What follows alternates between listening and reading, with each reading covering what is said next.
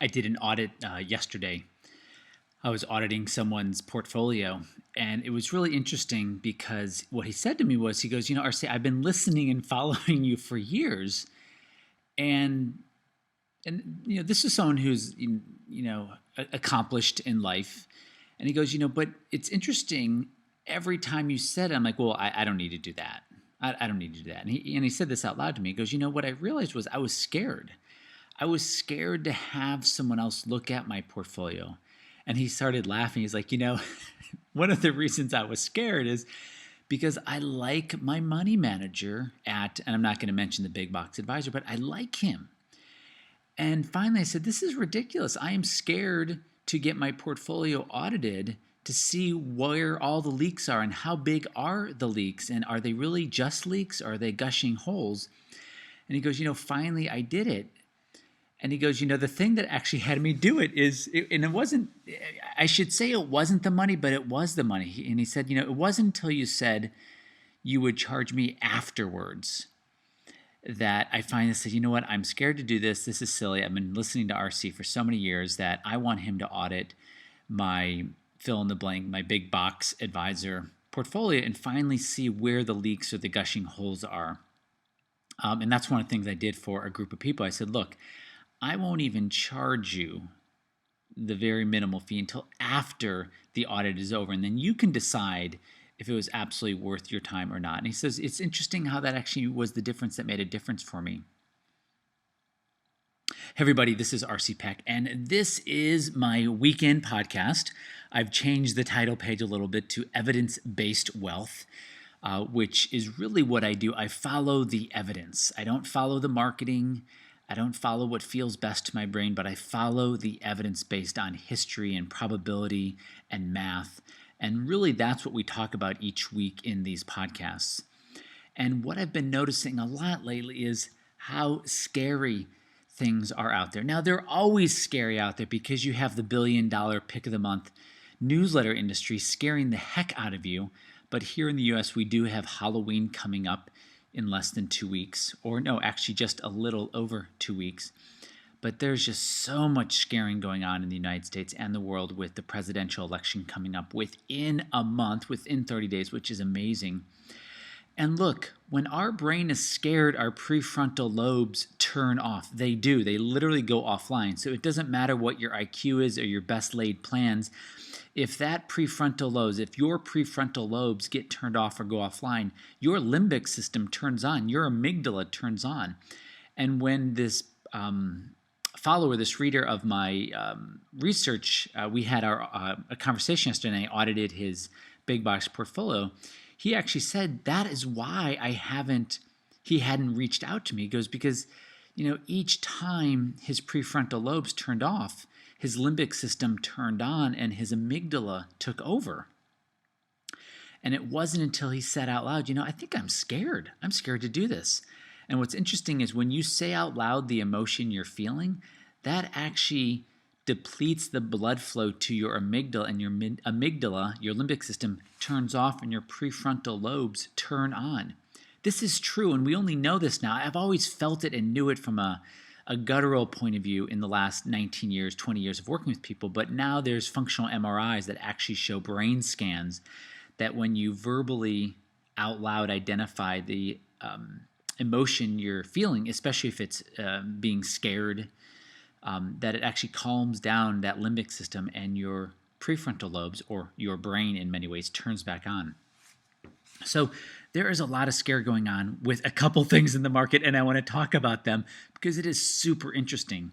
So I have 3 currency charts for you and 1 gold chart. So let's go ahead and jump in. So the first one is the US dollar, and this is a price chart of the US dollar starting in May of 2013. So we've got about 3.5 years of data here. And if you look at the screen, and if you're just listening, I'll describe it. The dollar went up about 25% between mid-2014 to the beginning of 2015. And since then, it has been in a sideways channel, just kind of moving up and down about 8%. Now, I bring this up because over the last couple weeks, It feels like I've been flooded with, oh my God, the dollar's breaking out to new lifetime highs. The dollar's breaking out to fill in the blank. The dollar's going crazy out there. And look, when that happens, just so you know, my prefrontal lobes, they go offline and my brain goes, oh my God, whoa, what did I miss? What's going on? Did the dollar break out? How did I miss this? And my limbic system turns on, my amygdala freaks out, and I'm like, oh my gosh, did I miss something? And I go pull up this price chart and I go, oh yeah, pick of the month, pick of the week newsletters. Oh yeah, CNBC. Oh, okay, MSNBC. Okay, bloggers. Okay, got it. Oh yeah, people selling newsletters. Okay, nothing has happened. Look at the screen. The US dollar has been going sideways for about 20, 22 months-ish, depending on where you start managing it or measuring it. It's going sideways. And until the US dollar breaks and stays out and above the 100 mark, it doesn't matter. And until the dollar breaks below the 93 mark, it doesn't matter. So anywhere between 93 and 100, we don't need to pay attention. Now, if you're a day trader or trading during the hour or hourly trader or whatever, of course, it's different. But most of the people in my world, they say, look, I want to make sure my money's taken care of. I do want to follow the evidence. But look, my blood pressure, I don't need it to go up. And I'm not a young sport anymore. And, I just want to make sure I'm on the right side of the market. So, look, the dollar really hasn't done anything in the last 2 years. Or let me say it differently.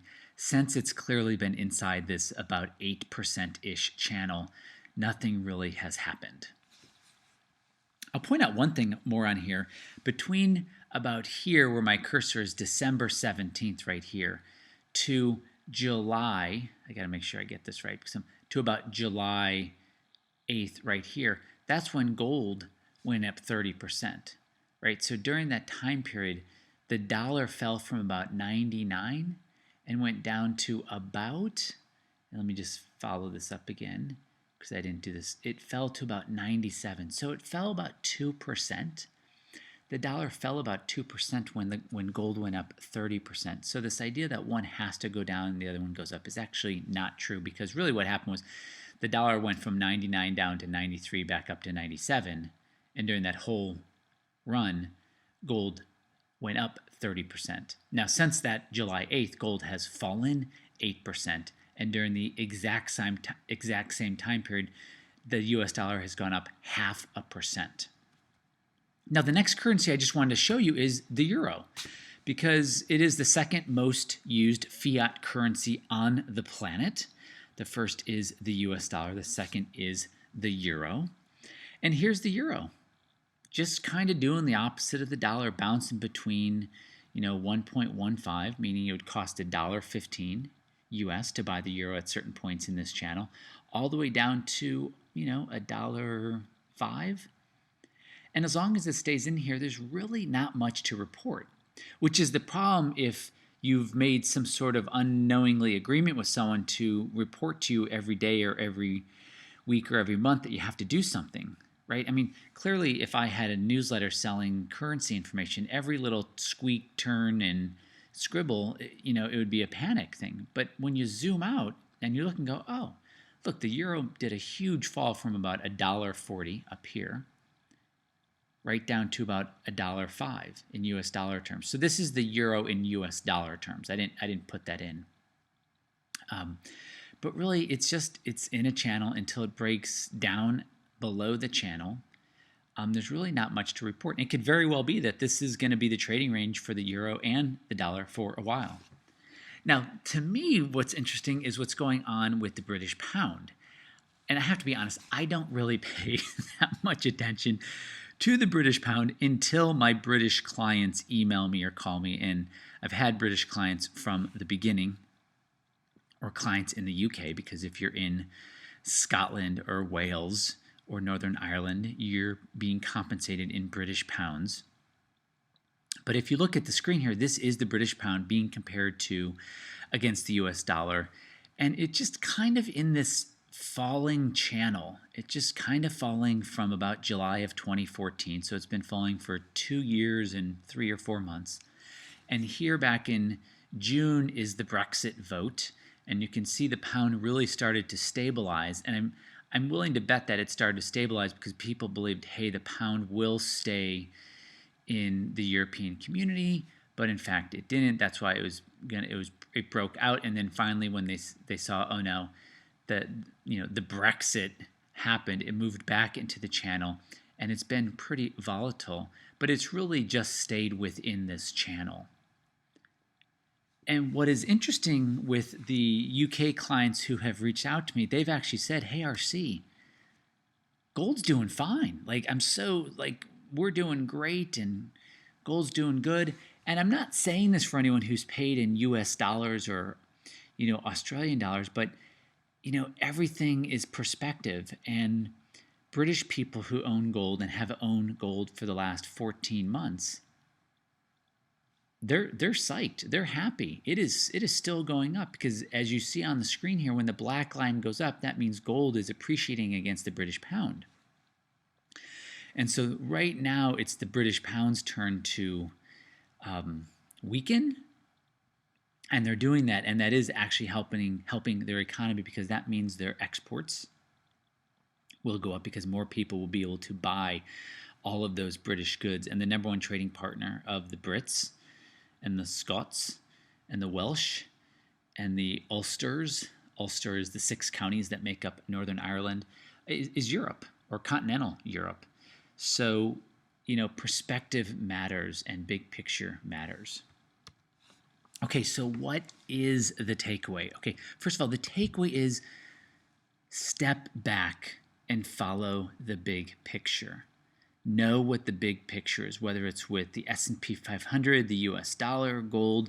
You're going to want to find a way, a strategy, a point of view, a mechanism, a checklist to give you that big picture view, because that's what's going to make sure mostly to keep you on the right side of the market, right? So it creates a better point of view. It gives you a clearer point of view, and it lowers your blood pressure because you actually don't freak out as much.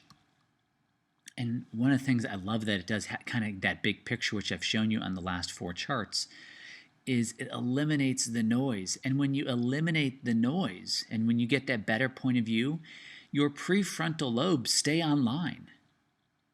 And I can, this goes back to the guy that I had the audit with yesterday. I audited his big box portfolio, and in that audit we found tens of thousands of dollars of leaks, annual leaks, things that he could shift and adjust that would not do anything drastic to change his exposure, but it would literally plug up the leaks for him. Literally, we were finding tens of thousands of dollars in leaks. I mean, together these leaks, added up to a pretty big, maybe more of a gusher.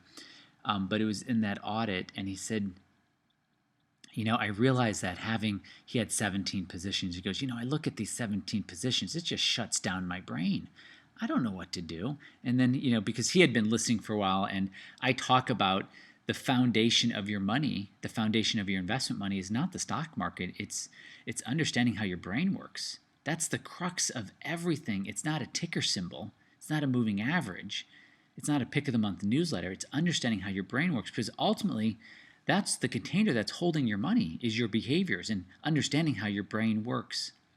And if you don't understand that, your money will work against you. It will feel like your money's working against you. And he finally said, I realized that. And I realized that I was so much into the noise and my prefrontal lobes were getting turned off that it was crazy talk. So guys, this is just another step in helping you protect your portfolio and your future. Until next time, this is RC Peck. Hey guys, thanks so much for being here. I totally appreciate you being in my world. One of the things I'm super excited about, and it was really based on a couple people that I've talked to who said, RC, will you please audit my big box portfolio or even my portfolio? Please audit, find out where those leaks are. And they all said, it was until I was hesitant until you turned around kind of how the business part of it was. And what I did was I said, first, get on my calendar, fill out that little mini dashboard, send me that statement so I can look at it. And then only after the meeting, right? Only after the meeting you can pay for it. Because if you don't feel like it was a complete huge value in your life and we found all these leaks, then of course don't. And they said that was the difference that made the difference for them to get that strategy session, to have a different set of eyes, look at their portfolio. And they get that they are probably scared to share it. But they said, you know what? It's scarier to have a more unsecure or insecure or more less secure future. And they're like, I finally said I have to do this, and they did that, and they got that strategy session / audit.